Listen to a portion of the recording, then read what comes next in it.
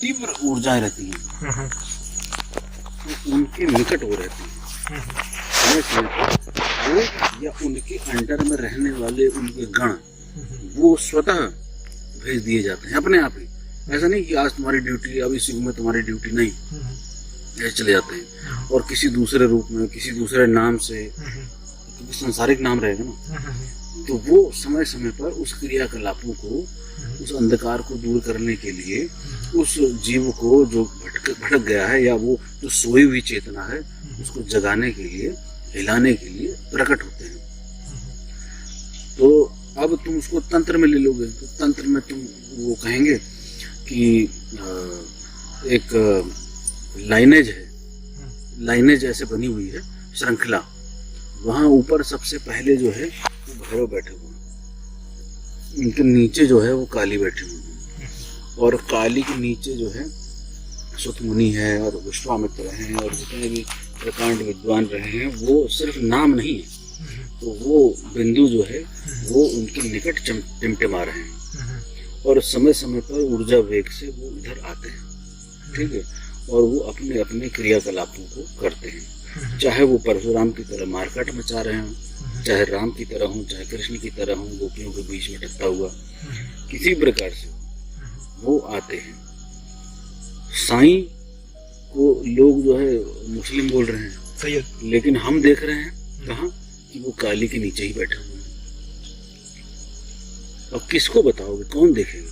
नहीं मानेगा ना, क्यों? क्योंकि यहाँ आके तो मामला ही अलग हो जाता है, एकदम डिफरेंट हो गई बात। वहां पे तो सब एक ही है। वो जो मैं बता रहा हूँ ना, वो बता भी जो रहा हूँ, वो भी बताने में भी जो अलग दिख रहा है, लेकिन उस ज्योति में वो नहा रहे हैं, वो उसी का ही अंश है। तो तंत्र में इस तरीके से बता देंगे, ध्यान में किसी और तरीके से बता देंगे, अलग अलग संप्रदाय में उसको अलग। मोहम्मद साहब कह देंगे कि भैया एक ही है, तो उस बंदे ने सही करा, क्योंकि अनपढ़ था ना आदमी, तो उसने सही करा कि भैया बनाना मत, कुछ फोटो मत बनाना, वो सही था। क्योंकि बुद्ध ने भी करा, भैया बना मत देना, लेकिन मानते नहीं ना, बना देते हैं, क्योंकि फॉलोअर्स वही हिंदू मान्यता वाले चले आ रहे होते हैं। तो उसमें क्या होता है कि मूर्ति पूजन से शुरुआत करी जाती है, लेकिन डाला मूर्ति पूजन के बाद अद्वैत में भी जाता है कि मूर्ति पूजन, अब भाई किसी को नहीं दिख रहा है अद्वैत, तो कहीं से तो शुरुआत करवाओगे, कहाँ से करवाओगे?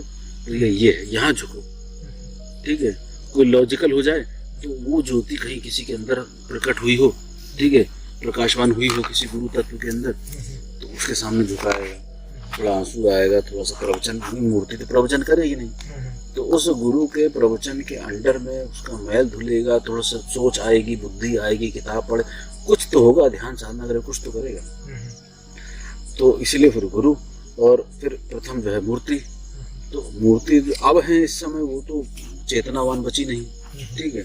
कभी कभी कहीं कहीं जैसे कामाख्या वाली हो गई आपकी, गुवाहाटी में एक आध मंदिर हो गए, है ना, तारापीठ हो गया, चाहे वो आपका उज्जैन में हो गया, है ना, महाकाल मंदिर हो गया, ऐसी कुछ जगह हैं जहाँ बाहर से टच जो है ना वो बंद कर दिया गया है, ठीक है, या एकदम लिमिटेड कर दिया गया है। तो वहाँ पे तो फिर भी थोड़ा थोड़ा बचा हुआ है कहीं, लेकिन जहाँ ज़्यादा इंसान पहुँच गया है वहाँ पे वो चीज़ बची नहीं है। अच्छा, अब मूर्ति पे ही आदमी टिक जाता है, क्योंकि वो दिख रहा है, उसका लॉजिक होता है दिखने का। तो मूर्ति से फिर आगे क्या? तो आगे फिर अब गुरु बताएगा, तो गुरु भी कहेगा चलो मूर्ति के पास बैठ जाओ, दिए के पास बैठ जाओ, माला पकड़ लो। फिर धीरे धीरे उसको ध्यान या वो दोनों में से कहीं से भी, योग या कुछ भी, किसी माध्यम से वो उसको ले जाएगा अद्वैत में ही। आना उसको वहीं पड़ेगा, भले ही एक जन्म में समझ में आ जाए या 10 जन्म में। तो वो उसका जो द्वैत है ना, वो खत्म करने के लिए उसको ध्यान या साधना में डीप में ले जाना ही मांगता है, क्योंकि मामला इतना गड़बड़ हो चुका है कि आपको उस कचरे से होके आना ही पड़ेगा। आप ये कहो कि मैं यहीं रहूंगा, कचरा साफ नहीं करूंगा, तो नहीं पहुंचेगा। बुद्धि और तर्क लॉजिक करेगा ही करेगा। तो जितना पढ़ता चला जाएगा उतना ज्यादा लॉजिक करना सीखता चला जाएगा, और उतना ही ज्यादा उसकी संभावना वहां पहुंचने की खत्म होती चली जाएंगी। तो इसीलिए वो अनपढ़ था ना, तो उसने कहा ये ऊपर से आया कहीं से। तो वो सही बात है, वो जब पता चलता है तो वो पता नहीं चलता कहाँ से आया, था भी कि नहीं था, वो भी चला गया था 41 दिन के लिए पहाड़ों के बीच में, मोहम्मद साहब, है ना। उसने कहा ऊपर से टपका, ऊपर से आयतें आई। अब भैया जो वहाँ उस समय के जो लोग थे उन्होंने कहा भैया आसमान से आई। भैया वो अपने आसमान की बात कर रहा है, वो अपने सहस्त्रार की बात कर रहा है, अपने ब्रह्म की बात कर रहा है कि वहां से आनंद टपका।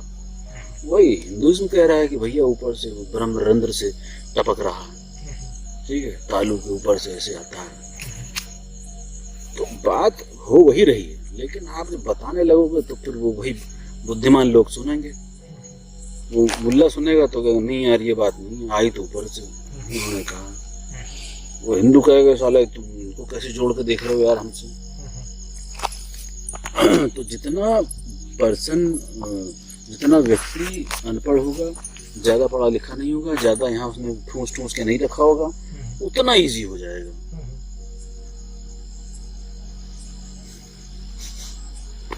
तो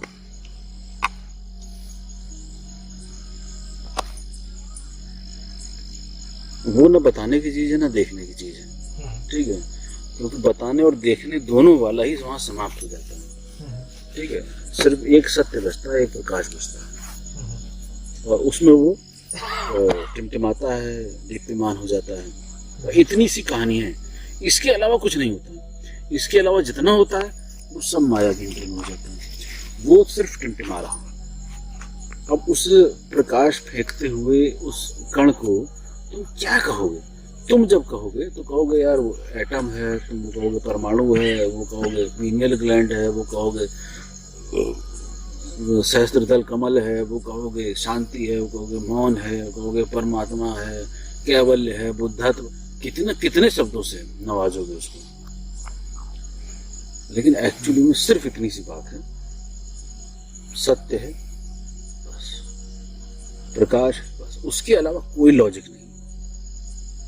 जो टिमटिमाटे दी अपन तो अपन वो ज्योति में नहीं मिल जाते। वही मैं बता रहा हूँ, जैसे मैंने बताया ना वो मैं बता नहीं पा रहा हूँ। अब जैसे ये है बल्ब जल रहा है, ठीक, बल्ब यहाँ भी तो जल रहा है, उसकी रोशनी यहाँ भी तो आ रही है, कोई एक पतली सी रे यहाँ पे रोशनी दे रही है ना, तो वो भी वही है, वो भी वही है। तो जो टिमटिमाता है वो ये है, लेकिन उससे अलग नहीं है वही। तो जैसे वो ब्रह्म कुमारी में उसके लिए बोलते हैं, हाँ, ब्रह्म कुमारी वैसे बताया, बड़ी ज्योति के नीचे सब छोटी छोटी ज्योति। वो देखो हर कोई वही बता रहा है, ठीक है। अगर तुम कुरान पढ़ लोगे और अगर तुम्हें ज्ञान हो गया होगा तो तुम्हें कुरान में भी वही चीज सिस्टम दिख रहा होगा, वही सिस्टम, एग्जैक्टली वही सिस्टम। लेकिन जब शब्द में आ गया कुरान में तो वो गलत हो गया। क्यों? क्योंकि उसने कहा भैया जो नहीं मारेगा ना काट के फेंको साले को, उसने वो स्टाइल अपनाई। तो अब उस समय की यार वो जो व्यवस्था थी वहां पर, उसने उस हिसाब से करा। जो अनपढ़ बता सकता था और जो सुन सकते थे उन्होंने वो करा। उपनिषद का किसी को पता नहीं, किसी ने बता दिए। वो जो पीछे वाले थे उन्होंने सुन लिए, उन्होंने लिख दिए, और उसने क्या बताया। और अब इस समय उपनिषद एक्चुअली में अपनी एग्जैक्ट उसमें लिपि में है कि नहीं है, जैसा चला था ये भी किसी को नहीं पता। बीच में मतलब षड्यंत्र रच के अलग भी लिखा दिया, बीच में मैं कह रहा हूँ गैप है, मान लो, तो आप कुछ तो समझ सकते हो। लेकिन एग्जैक्टली जो उसने बोला था, जिसको ब्रह्म घटा उसने जो बताया वो नहीं है। क्यों? क्योंकि वो बताया नहीं जा सकता, उसने अपनी समझ से समझा, ठीक है। वही बुद्ध को जब हुआ तो उसने जो करा, जो आनंद ने लिखा उनके भाई ने, ठीक है। तो आनंद ने क्या समझा? क्या वो बुद्धत्व को उपलब्ध हो गया था? नहीं हुआ था ना। तो वो अपनी समझ से समझेगा ना, उसको सिर्फ बताने से मतलब था, उसको ये मतलब नहीं है कौन क्या समझ रहा है। क्यों? क्योंकि लोग सुन रहे हैं शब्द, वो फेंक रहा है प्रकाश, उसको उससे मतलब नहीं है। तो बाद में रिसर्च होती है, तुम अपनी बुद्धि के हिसाब से और रिफाइन और टीका टिप्पणी करते करते करते करते मॉडर्न जमाने के हिसाब से उसको ले आते हो। भागवत भी आपको जो एक्चुअल है उससे अलग अलग मतलब बताई जाएगी। उन पंडित ने कोई और टीका कर दी, उसने कोई और टीका कर दी, इस्कॉन ने कोई और टीका कर दी, हर किसी ने अपनी अपनी अलग टीका कर दी। तो कैसे समझोगे? मैं अगर करना चाहूँ तो मैं अपने हिसाब से करूँगा, और जब मैं अपने हिसाब से करूँगा भागवत का टीका, तो जो समझने वाले हैं वो आज की बुद्धिमत्ता के हिसाब से उसको समझेंगे। और मुझे आज की बुद्धिमत्ता के हिसाब से ही समझानी पड़ेगी, हाँ, देश काल समय बने वो हिसाब से। परिस्थिति के हिसाब से, ठीक है। तो एक्चुअली में जो बोली थी वो बोली थोड़ी ना थी, गीता ऐसे बोल थोड़ी जा रही थी, ये 1 सेकंड की बात थी। उसने कहा दिखाओ, उसने 1 सेकंड भड़बड़ भड़बड़ भड़बड़ भड़बड़ सब खोल दिया उनका सिस्टम। लेकिन वो सिस्टम खोल दिया तो वो कोई अर्जुन कोई बुद्धत्व को थोड़ा उपलब्ध हो गया, वो एक फ्लैश था, उस फ्लैश में उसको सत्य भीतर उतर गया और उसी फ्लैश को जो है अंकित कर दिया गया। लेकिन जो अंकित हुआ वो नहीं था जो फ्लैश हुआ, वो सिर्फ अर्जुन के भीतर बैठा हुआ था तो ही उसको ग्रहण कर पाया, बाहर कोई नहीं। बाहर तो कल्पनाओं के माध्यम से बताया गया, लेकिन हाँ जो बताया गया उसका कुछ अंश तो सत्य है, पूरा का पूरा नहीं आ पाया, पूरा आ भी नहीं सकता है किताब में। तो है उस ज्योति का ही स्वरूप। आप हम सब वही हैं एक्चुअली में, लेकिन हमें पता नहीं। और जिस दिन पता लगेगा आप नहा रहे हो उस ज्योति में, मुस्कुरा रहे होगे, कुछ अंदर से नहीं फूटेगा क्योंकि सब प्रकाशवान हो जाएगा। अब तुम्हें सोचो, अगर तुम्हें पता चल जाए सब कुछ पता चल जाए, तुम्हारे अंदर से कुछ नहीं आएगा, तुम बोलोगे भी नहीं। यार जब बोलोगे तो किस लिए बोलोगे? किसी को समझाने के लिए, अपने आप को प्रूव करने के लिए? किस लिए बोलोगे? किसी चीज के लिए बोलोगे नहीं, क्यों बोलोगे? कि बाहर कुछ है ही नहीं, बाहर में ही हूँ। तो सब जगह जो वो है तुम उसी का ही हिस्सा, तुम कहाँ किसको बोलोगे, क्यों बोलोगे? फिर जो भी फोर्स आएगा वो उसके फोर्स से आ रहा होगा, तुम बीच में नहीं रहोगे। हाँ अपन उस ब्रह्म में लीन हो गए तो फिर अपन सब जगह अपने आप को देख सकते हैं कि सब जगह मैं ही हूँ। तुम अपने आप को नहीं देखोगे, अच्छा, तुम ये देखोगे कि तुम ही हो, सब जगह तुम ही हो, सब जगह तुम्हारे अलावा कुछ है ही नहीं, पूरे ब्रह्मांड में तुम्हारे अलावा कुछ है ही नहीं। अच्छा, तो ये उद्घोष होता है हम ब्रह्मास्मि या शिवोहम भैरवोहम, ये उद्घोष इस ब्रह्म में होता है, आपके अंदर से नहीं आएगा। आप फट के फैल गए, मतलब ऐसा नहीं कि आपकी ऊर्जा फट गई और सब में मिल गई, ऐसा भी नहीं समझना चाहिए। ऐसा समझना चाहिए आप जान गए, आप समझ गए। क्यों? क्योंकि एक्चुअली आपके जानने से थोड़ा ना फूटा, वो तो था ही, वो पहले से था, लेकिन आप अनभिज्ञ थे, आपको नहीं पता था, आप जान गए बस। तो आप जब जान गए तब आपको ध्वनि आई कि अरे मैं ही हूँ, हर जगह मैं ही हूँ। और वो अहंकार बस नहीं आता है कि मैं हूँ बस मैं हो गया, नहीं, उसको अपनी असमर्थता वहां दृष्ट हो जाती है कि साला कुछ था ही नहीं यार, मैं जबरदस्ती के उसमें फेरे में था कि मैं साधना करूं, मैं जाप करूं, साला मैं ये हो जाऊं, मैं वो जाऊं, मैं ये शक्तिवान हो जाऊं, मैं जबरदस्ती फेरे में था यार। वो चीज तुरंत ड्रॉप हो, मतलब वो जैसे लाइट जली ना, खट से तुम्हें पता चला कि अंधेरा था ही नहीं, तो उसके होने से तो तुम्हें पता चला, लेकिन वो लाइट जलना जरूरी है, और लाइट जली हुई है एक्चुअली में, तुम्हें बस जानना जरूरी है कि लाइट जली हुई है, आँख खोलनी जरूरी है। अब लाइट जल रही है तो आँख बंद करे रहो, पट्टी बांधे रहो, टाइट टाइट टाइट टाइट। साला दूसरा कह रहा है कि उजाला है, नहीं साला नहीं दिख रहा है, भैया परत उखाड़ो, गलाओ, उसमें प्रोसेस में समय लगता है। क्यों? क्योंकि वो मान के बैठा हुआ है कि भैया लाइट नहीं है, और जब वो मानता है कि लाइट है, उसको बताया जाता है लाइट है, तो चलो मान लिया लाइट है, ठीक है, तब वो उस प्रोसेस में आता है, तब धीरे धीरे धीरे धीरे उसके आभास मिलता है कि चलो मैं करके तो देखूं कि होता क्या है। क्योंकि तब भी वो कर ही रहा होता है, पहले वो कह रहा था दूसरी चीज, तब भी वो कर रहा था, अब वो दूसरी चीज कर रहा होता है। तो वो जो अब जो कर रहा होता है उसमें उसका टूटना निश्चित होता है, उसकी सारी जानकारी टूटनी निश्चित होती है, उसका अहंकार टूटना निश्चित होता है। क्योंकि उधर तो अहंकार बनाना जरूरी है, ना जानने के लिए आपको अहंकार चाहिए। इधर जब आपको जानना है इस तरफ, तो आपका अहंकार की आवश्यकता नहीं है कि मैं कुछ हूं। और वो साधना पद्धतियों से डिजाइन ऐसी करी गई है ऋषि मुनियों द्वारा या ईश्वर द्वारा या अपने आप अस्तित्व में है, तो वो आपको अपने आप घटित कराएगी। जब आप टूटना शुरू करेंगे ना, गुरु के पास क्यों बोला जाता है गुरु ताड़ना क्यों जरूरी है? ताड़ना क्यों जरूरी है? कि आपको गरियाएगा, लतियाएगा, मारेगा, ठोकेगा, पीटेगा, बजाएगा, तुम कहेगा साला बाथरूम साफ करो, घास चूलो, यहीं खड़े रहो धूप में, तुम्हारी नहीं चलने देगा। जो अड़बंग एक्चुअली में होगा ना, जानकार गुरु, वो तुम्हारी नहीं चलने देगा। बाकी जो होंगे वो तुमसे बेनिफिट लेने के लिए रहेंगे, तो उनको पता नहीं। तो जो तुम्हारी ना चलने दे, तो इसका मतलब वो कहीं तुम्हें तोड़ना चाह रहा है। ऐसा नहीं कि तुम्हें 10 काम दे दिए तो 10 जगह से तोड़ दिया, नहीं, तोड़ेगा तुम्हें अंदर से, बाहर के क्रियाकलापों से, क्योंकि हर जगह तुम फंसे हुए, हर जगह, लड़कियों से, पैसे से, अपने फ्यूचर को लेके, ये सब चीजों में फंसा हुआ है, हर चीज में।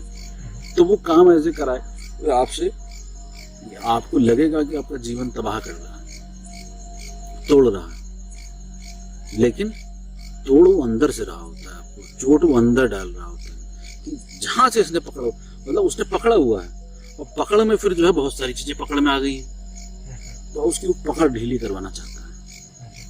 पकड़ जैसी ढीली होनी शुरू होगी, सब सरकता हुआ जाएगा, तब उसको, जैसे ग्रंथों में बता, वैराग्य घटित होता है। वो जब छूटती है ना, तो पकड़ छूटे तो डर भी होता है, अरे यार फिर क्या होगा, अरे यार पता नहीं, इनका भरोसा नहीं साला, अपना भरोसा नहीं साला, अपना फ्यूचर सिक्योर करें पहले, अपनी जमीन, अपना मकान, पैसा भी पहले सेटल कर दो, उसके बाद।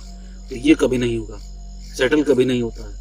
तो जब वो भीतर प्रवेश करता है किसी मार्ग में, किसी साधना माध्यम में, तो वो ढीली छोड़ता है पकड़, और जब पकड़ ढीली छोड़ता है तो वो छूटे कुछ भी जाए, उससे मतलब नहीं, पकड़ छूटनी जरूरी है। और जब पकड़ छूटेगी तो हर चीज में छूट जाएगी अपने आप, हर चीज में। तो वो जो पकड़ छूटती है, तब वो उस मार्ग पर धीरे धीरे सरकता है। तो अगर वो बाहर पकड़ा रहेगा तो भीतर नहीं आएगा, पकड़ छोड़ी तो अंदर सीधे जाना शुरू कर देता है, मौन में, साधना में। अपनी नहीं चलनी चाहिए, और जब वो अपनी नहीं चलाता है, अपने आप को छोड़ देता है, तो वो एक छोटा सा एक एंगल है, समझ लो, छोटा सा एंगल है अहंकार को मारने का, या प्रकाश को एक्सेप्ट करने का कि एक्चुअली में प्रकाश है, बहुत गुप्त रूप से। वो कह नहीं रहा है कि मैं प्रकाश को मान रहा हूं, लेकिन प्रकाश के प्रभाव से, उसके दबाव से, उसके वेग से, उसके अंदर वो छूट रहा है। ये उसको भी नहीं दिखेगा, बाहर से भी किसी को नहीं दिखेगा। उसके वेग से, प्रकाश का दबाव, सत्य का दबाव इतना तेज है, इतना तीव्र है कि तुम्हारी नहीं चलेगी। जितना तुम छोड़ते चले जाओगे तुम्हारी नहीं चलेगी, वो दबाव से छूट रहा है। और जितना वो तुम पे प्रभावी होगा, जितना प्रभावी होगा, चाहे वो इष्ट कृपा हो, चाहे गुरु कृपा हो, चाहे उस सत्य में दमकते हुए प्रकाश का वेग हो, कुछ भी हो, वो दबाव तुम्हें छुड़वाएगा। इसीलिए फायर मैं क्यों बोलता हूँ कि फायर होना मांगता है, फायर होनी बहुत जरूरी है, क्योंकि आप कुछ भी करने के, गुजरने के लिए तैयार हो, कुछ भी हो। गुरु ने बोला साले वो करेंगे।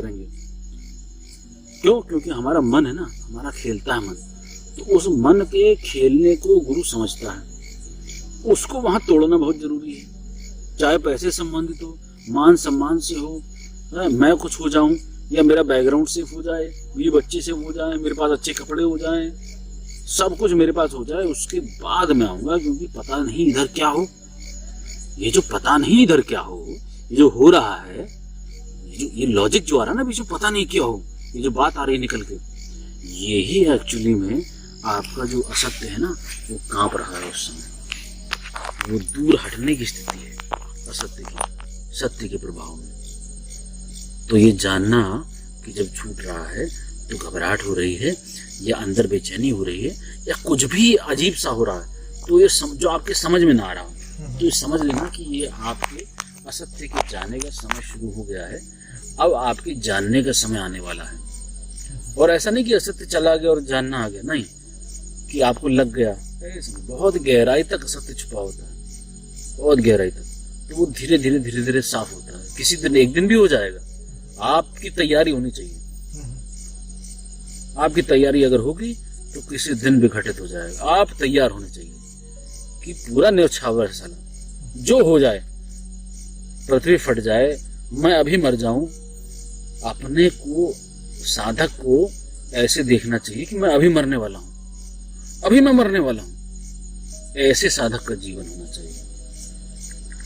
भाई मैं सत्य बता रहा हूं, ये प्रैक्टिस होती है साधक की, कि अपने को ऐसे जीवन में, सांसारिक में नहीं बात कर रहा हूँ, सांसारिक में तो बिल्कुल गलत चीज है। जब उसकी आग उस तरफ है तो उसको तो अंदर से यही होना चाहिए बार बार, अभी गया और तभी गया, तभी उसकी चेतना जागृत होगी। क्योंकि मृत्यु के भय में ही आप एकदम जाग जाते हो, साला कट गया, अरे यार कट गया, पूरा कॉन्शियस जो है एक जगह आ जाता है।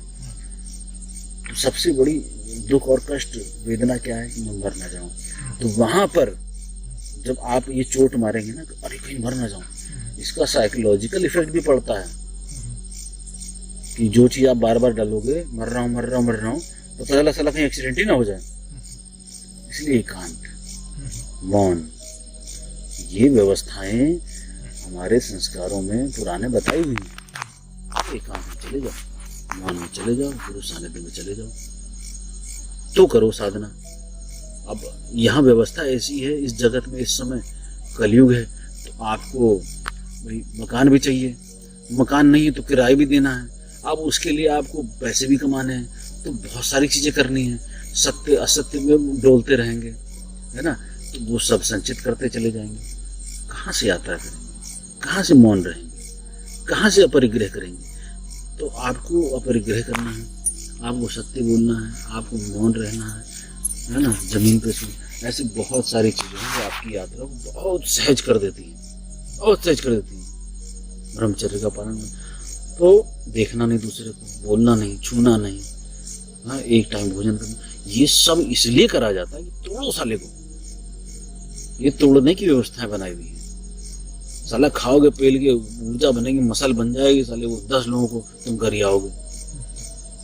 अरे तोड़ दो ना साले को यार, शरीर तोड़ो, मन तोड़ो, बुद्धि तोड़ो, साले को ध्यान में बैठाओ, तब धीरे धीरे धीरे धीरे उसकी नहीं चलेगी ना। तब जब असहाय हो जाएगा, बिल्कुल मजबूर हो जाएगा, तब वो आत्मा फपक फपक के बाहर निकलती है।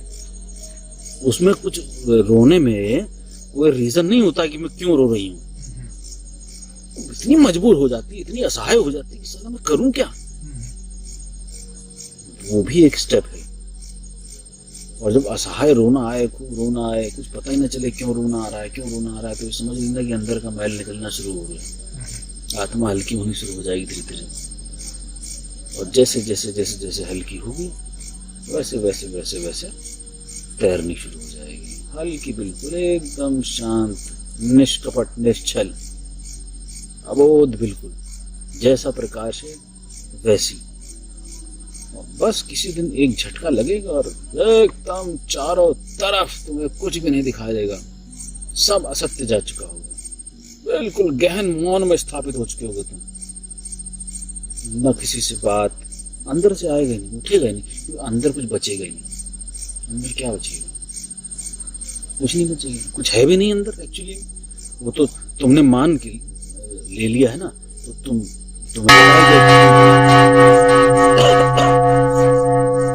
बोलूंगा, ज्यादा जोर लगा के बोल दिया, बहुत कुछ मिल गया। धन्यवाद आपका।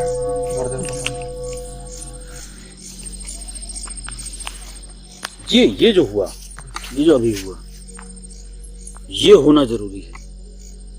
अब तुमको लगा तुमने सुना, मैंने कुछ और करा, समझे, मैंने कुछ और करा यहाँ बैठे लोगों के साथ।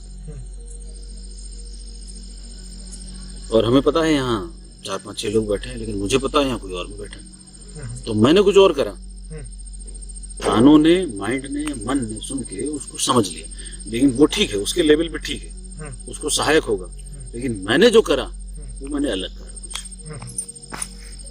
ऐसी फर्जी थोड़ी ना ऊर्जा में चिल्ला रहा हूँ।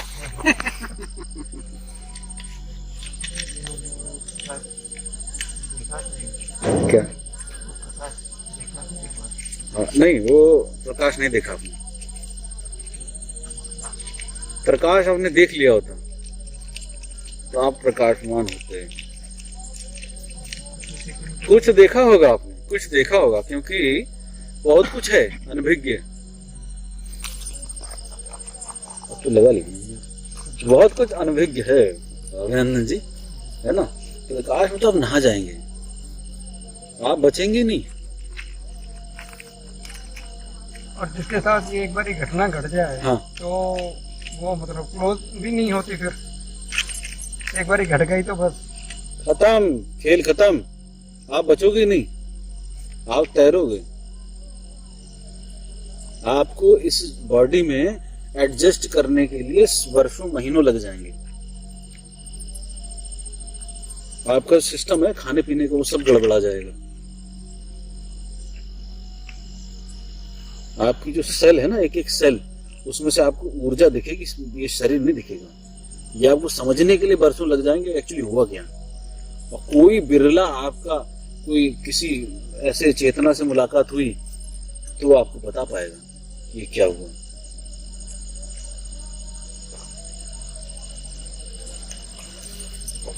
और जिसके साथ ये घटना है उसके सारे अवगुण खत्म। अवगुण खत्म होने के बाद ही घटना घटेगी। वो खत्म होने के बाद होगा या वो घटना घट के उसके बाद वो खत्म हो। वो दोनों सेम प्रोसेस है, दोनों बराबर चीजें। आपके अवगुण खत्म होते होते ही वो घटेगा, और जैसे वो घटेगा इसका मतलब अवगुण खत्म होगा। दोनों एक ही बात है। सही कह रहा हूँ लोग जी? मैं तुम्हें कैसे पता मैं सही कह रहा हूँ? तुम्हारे साथ घटा? मैं तो चूतिया बनाता हूँ बहुत।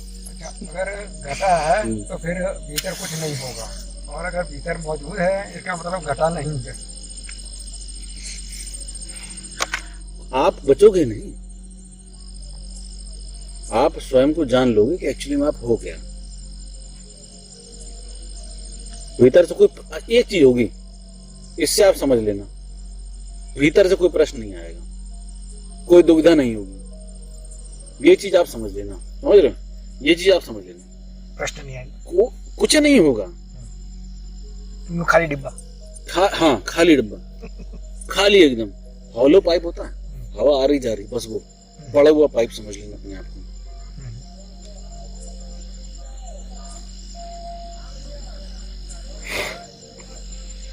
विराज जी प्रभु के आशीर्वाद देके जाएंगे।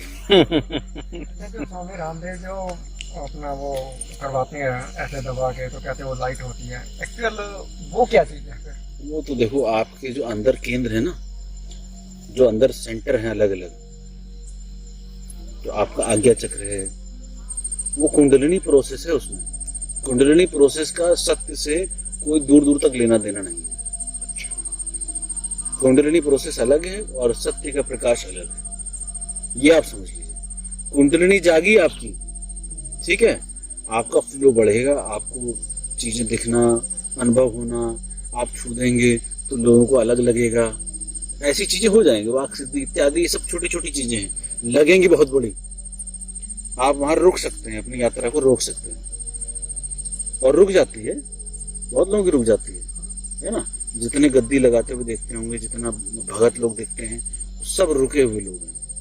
किसी केंद्र पे कोई ऊर्जा फूट गई, मान लो कंठ में फूट गई, तो जो बोल दिया घटित होने लगा, उतनी वेग से वहां पे सारी ऊर्जा का केंद्र हो गया ना, तो जहां से निकलने लगी आपके साथ होने लगा, भीड़ इकट्ठी हो गई, आपने भी कहा साला बेनिफिट बनाओ इसका, बस दुकान बढ़िया चलने लगी। क्यों? क्योंकि गुरु नहीं था, अहंकार ज्यादा था, गुरु नहीं था, बताने वाला नहीं था कि क्या करना है। अब आप लोगों में से ही किसी का ऐसा हो जाए, ठीक है, तो 99% संभावना है कि वो अपनी दुकान लगा लेके जाके कहीं। 99% मन नहीं भरा, मन में छुपी हुई वासनाएं, इच्छाएं, कामनाएं अभी बची रही। तो ऐसा नहीं कि कुंडलिनी जाग जाएगी और मन चला जाएगा। कुंडलिनी को होने दीजिए, जो करना है भैया, वो तो एक हेल्पिंग टूल है आपका, वो एक सहायक यंत्र है, वो एक यंत्र है एक्चुअली में, आप समझ लीजिए। तो ये जो यंत्र बनाए जाते हैं ना, वो हर व्यक्ति की कुंडलिनी कितनी जागी, किस ऊर्जा में थी, कौन से सेंटर पे कौन सा तत्व जागृत हुआ, उसको दर्शाता है आड़ी टेढ़ी रेखाओं से।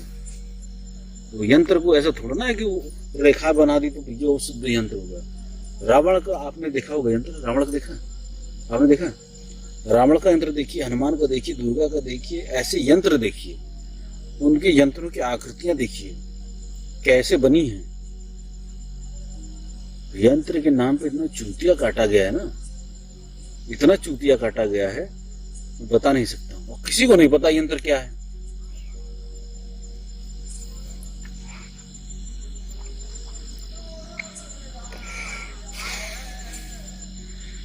आज्ञा चक्र खुलना और कुंडली ये दो अलग अलग चीजें हैं। हाँ, बिल्कुल अलग चीज है। उसके पार्ट है, आगे चलते ना उसका एक छोटा सा पार्ट है। और एक्चुअल यात्रा यहीं से शुरू होगी। यात्रा अलग है। यात्रा का कुंडलिनी से कोई लेना देना नहीं। यात्रा कुंडलिनी का एक छोटा सा हिस्सा है। परम ज्ञान अलग चीज है, कुंडलिनी जागना अलग चीज है। ये उसका हिस्सा हो सकती है, लेकिन ईश्वर नहीं हो सकती, परमात्मा नहीं हो सकती। लोग पूजे जा सकते हैं कुंडलिनी जागने वालों के, तेज उनका, वाणी उनकी, ओज उनका, ज्ञान उनका रिझा तो सकता है पब्लिक को, भीड़ को, लेकिन उनको वो नहीं दे सकता है जो एक्चुअली में चाहिए उन आत्माओं को। बहुत खिचड़ी है, बहुत कचरा है।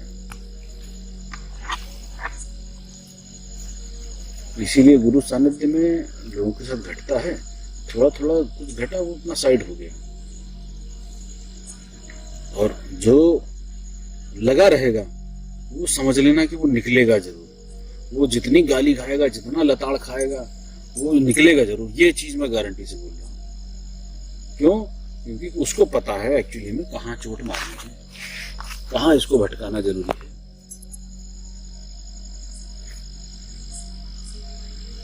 गुरु जो पर निकल गए, उसके बाद वापस 4 युग जो आएगी, सत्य दापत्य ताकल की, उसमें वापस उधर से भेजे जाएंगे नीचे यहाँ पे। मैंने अभी बोला, हाँ, कोई किसी को भेजता नहीं है, भेजता अपने आप आ जाते हैं। ये ऑटोमेटिक सिस्टम चलता है, ऑटोमेटिक है, अपने आप होता है। हाँ हाँ, अपने आप होगा। अच्छा किसी का कोई कंट्रोल नहीं है। अच्छा। सूरज निकला, ये यहाँ पे प्रकाश आ गया ना, किसी ने भेजा? किसी ने नहीं भेजा ना, वो अपने आप हो रहा है, अपने आप होता है। एक अपने आप सिस्टम बना हुआ है, वो अपने आप ही होता है। ठीक है, सिंपल ये समझ लो कि तुमको, तुम्हारे अहंकार को चोट लगी, तुम्हें गुस्सा आया, तुम्हारी सांस तेज हो गई, तुम्हारा बीपी हाई हो गया, तुम्हें बोला नहीं ना किसी ने, अपने आप हो ना, अपने आप होता है, अपने आप ही होगा। और ये जो घटना घटेगी ये भी अपने आप ही घटेगी, अपने आप ही घटेगी। कोई मैं नहीं घटाऊंगा, तुम नहीं घटाओगे। जब ये हो जाए कि मैं घटा दूं तुम घटा दो, तो समझ लेना ये घटना ही नहीं घटी, अपने आप ही घटती है। क्योंकि उसका किसी भी कंट्रोल नहीं है। कोई ईश्वर तत्व को कंट्रोल कर लेगा? नहीं करेगा ना, अपने आप ही होगा ना। ये तो लॉजिक है ना कि भाई मेरे अंदर अगर वो तत्व जागृत हो गया, मैं लीन हो गया, तो मैं कैसे करूंगा? करेगा फिर भी वही ना। मीडियम में हो सकता हूं, मेरे वाया कुछ बह सकता है, लेकिन मैं ये कहने वाला नहीं हूं कि मैं कर रहा हूं। दूसरा कह सकता है आपकी कृपा से आप कर, ऐसा नहीं। वो अपने ज्ञान से, अपने इंफॉर्मेशन से कह रहा है, या अपने प्रेम से कह रहा है, जो समर्पण है उसका, वो कहने के लिए वो स्वतंत्र है। लेकिन वास्तविकता ये है कि अपने आप ही होगा। आपका जो काम है वो आपको करना पड़ेगा। आपका कार्य क्या है? टूटते जाओ, मरते जाओ, बिखरते जाओ, चलने मत दो अपनी। अगर ये परिपाटी तुमने पकड़ ली या किसी ने पकड़ ली, तो समझ लो कि निश्चित है घटना बिल्कुल घटेगी। तो गुरुदेव मुक्त हो गए, अभी समझ लो लोग सोचते हैं कि संसार में बहुत मजा है, तो एक मतलब वो सुख उनसे ज्यादा ही रहेगा। जो पहुंच गए वो तो बताएंगे कि इनसे अनंत गुना सुख उधर है। तो मतलब यही हुआ ना कि इंसान को सुखी होना चाहिए, दुखी नहीं होना चाहिए। यही बात हुई ना कि देखो, 2 चीज होती है, एक सुख होता है, हाँ, और एक आनंद होता है। हाँ, सुख आनंद। ठीक है, लोग जब आनंद में गिर जाते हैं, उस सागर में गिर जाते हैं, उस प्रकाश में नहाते हैं, तो वहां पे इतना साइलेंस है, इतना मौन है कि आप कोलाहल में थे तो आपको आभास होता है कि अरे तो परमानंद है। तो लोग उसको परमानंद कहते हैं, कोई ब्रह्मानंद, तो अलग अलग डेफिनेशन दे देते हैं कि जब कोई आया तो वो बताने के लिए अरे आनंद नहीं, परमानंद है। क्योंकि तुम समझ गए कि आनंद एक शब्द होता है, तो वो दूसरी चीज बताएंगे, ये परमानंद। अब वो उसके लिए नई चीज हो गई ना, तो वो परमानंद की खोज में जाएगा। अरे ब्रह्मानंद, अरे सर्वानंद है, तो वो अलग अलग तरीके होते हैं बताने के, लेकिन होता वही चीज है। उसमें कोई डिफरेंस नहीं है कि इधर सुख था तो वो सुख होगा। सुख और आनंद में बहुत अंतर है। सुख किसी चीज पर आधारित है, ठीक है, वो आनंद किसी चीज पर आधारित नहीं है, वो है एक्चुअली। तो उसमें क्या होगा, जब आपको कोई पूछेगा भैया बड़े खुश नजर आ रहे हो, क्या चक्कर है? अरे यार लॉटरी लग गई 1 करोड़ की। क्या है, कोई कारण है? क्या हो गया? अरे यार बेबी बहुत जबरदस्त आई है, सब घर संभाल लेती है, मैं मजे में हूँ। कोई आधार है। और जितने आधार वो गिनाएगा सब निराधार होंगे, क्योंकि सब जाएंगे। तो उसका सुख कहाँ जाए? परमानेंट तो नहीं रहा ना। लेकिन जो आनंद है, ये इतना रेयर शब्द यूज होना चाहिए। मेरे पास कुछ लोग मैसेज करते हैं, मैं पूछता हूँ कैसे? अरे आनंद है। मैं बहुत गुस्से में लताड़ता हूँ। अब तो मैं बोलता छोड़ दिया, पहले मैं लताड़ देता। मैंने कहा आनंद है बताओ, किस वजह से आनंद है? अरे रवीश, अरे मैंने कहा है बताओ ना, कहाँ से आ रहा आनंद? तो उनको जब काटते जाओ तो पता चलता है कि आनंद इसलिए आ रहा था कि मेरे से बात हो रही है। आनंद इसलिए हो रहा है कि अरे शिव जी के मंदिर गए थे, बड़ा आनंद है। आनंद इसलिए हो रहा है कि अरे पैसा कमाने की जरूरत नहीं है, पति बहुत कमा रहा है, ऐसा भैया। तो फिर उनको समझाओ कि भैया आनंद ये नहीं होता भैया। आनंद शब्द का उपयोग करना बंद कर दो। इसीलिए लोगों ने आनंद के बाद आनंद, परमानंद, सर्वानंद लगाना शुरू करा, क्योंकि तुम मूर्ख थे। तुमने साले सुख को भी आनंद का टैगलाइन दे दिया। जरा सा खुशी हो गई, तुम आनंदित हो गए। ये भाषा की कमजोरी हो जाती है। एक बार पता चल गई तो कोई भी टॉप की चीज चाहता है ना, गाड़ी भी चाहेगा तो रॉल्स रॉयस उससे महंगी चाहेगा, तो शब्द भी वो यूज करेगा जो माहिर हो जाएगा, तो एकदम टॉप का शब्द हो, मार्वलस, गॉड, ब्यूटीफुल नहीं कहेगा, गॉर्जियस ये कहेगा, तो वजन आ जाएगा बताने में। सब बोलने में एक्सपर्ट हो जाते हैं ना, तो उसकी कमजोरी पड़ जाती है। तो इसीलिए मैं अपने बात को समाप्त करता हूँ। मैं बोलूंगा नहीं कि टूटना बहुत जरूरी है, पल पल टूटना बहुत जरूरी है, अपने आप को देखना बहुत जरूरी है। हम क्यों बोल रहे हैं, किस लिए बोल रहे हैं, हम क्यों कर रहे हैं, ठीक है। अभी मैंने ऊपर एक प्रैक्टिस करवाई थी, ठीक है। अब तुम जैसे बोल रहे हो तो मैंने ऊपर पूछा, मैंने कौन बोल रहा है, कौन बोल रहा है?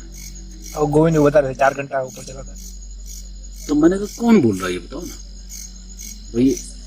दर्शक कुछ और है, वाणी कुछ और है, तुम्हारे अंदर ठसाठस ज्ञान है वो कुछ और है, लेकिन बोल कौन रहा है, कौन बोल रहा है? वो हमें प्रश्न पूछना चाहिए बार बार अपने से कि मैं बोल रहा हूँ तो बोल कौन रहा है, कहाँ से आ रहा है?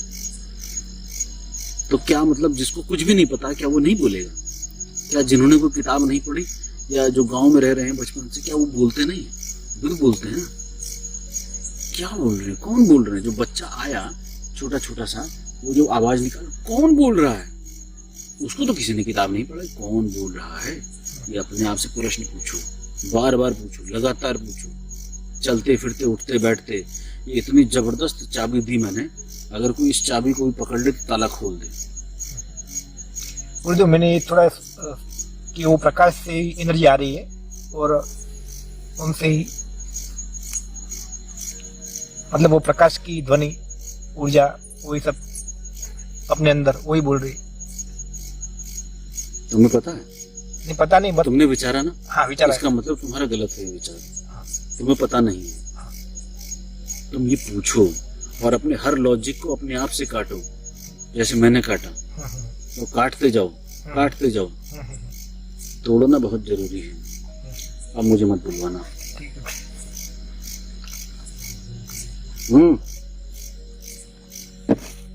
अब मुझे विश्राम दो, वरना रहोगे बैठे मैं बोलता रहूंगा, मेरा गला फट जाएगा।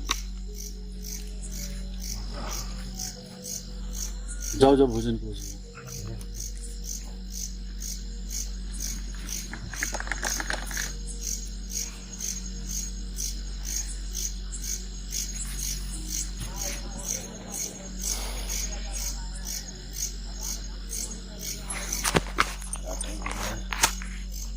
10 बज गया भैया, साधना बैठने का समय हो रहा है, फिर बैठेगा नहीं।